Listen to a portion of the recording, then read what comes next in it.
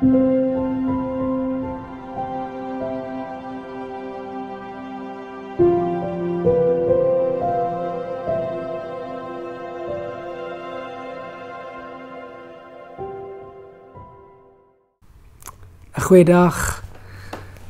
Dit is lekker om ook hier waar ek vandag soms so saam met jou gesels wat rondom my gebeur is daar besig om die weer saam te pak en jy is besig om te hoor hoe die reën begin val. Jy hoor hom op die dak en jy hoor hom al nader teen die ruitte en 'n mens weet dat reën is 'n seën uit die Here se hand. Ek onthou, ons het altyd na die eerste reëns 'n lied gesing, strome van seën van bowe. Het was ononderhandelbaar geweest, dat ons altyd erediens begin het na die eerste reëns, strome van seën en van bowe.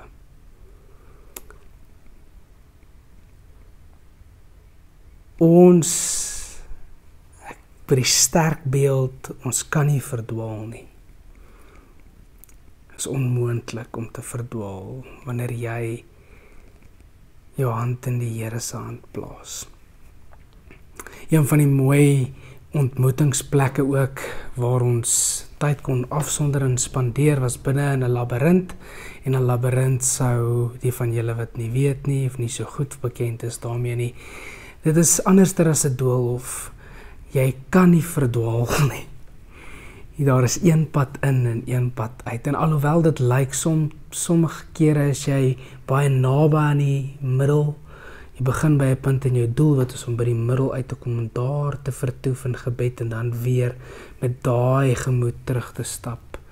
Amper asof jy dit wat jy ontvang het by die Here weer terugdra in die wêreld in. En ek onthou die heel eerste keer toe ek dit doen gehad het met 'n labirint, het ek nie 'n idee gehad wat om te doen en hoe om dit aan te pak nie. En iemand het vir my gesê, stap gewoon met hierdie gedagte deur te sê ek is en dan die volgende tree in u hande. En dit is so ironies dat al hierdie goeters, ek het toe begin agterkom hierso is 'n patroon wat begin homself duidelik so aan myself kom voorhou. En ek wil met jou deel hierdie bekende gedeelte in Johannes 10 vers 28. Ek gee hulle die ewige lewe. Dis hier waar Jesus praat oor hy wat die goeie herder is en dan sê hy in vers 28 ek gee hulle die ewige lewe en hulle sal in alle ewigheid nooit verlore gaan nie. Niemand sal hulle uit my hand uitruk nie.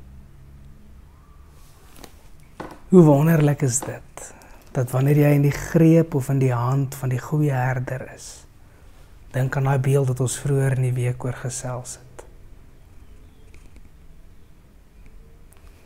Kan jy nie verlore gaan nie, jy kan nie verdwaal nie, jy kan nie uit die greep van hierdie liefdevolle Vader wat die goeie herder is, gepluk, geruk of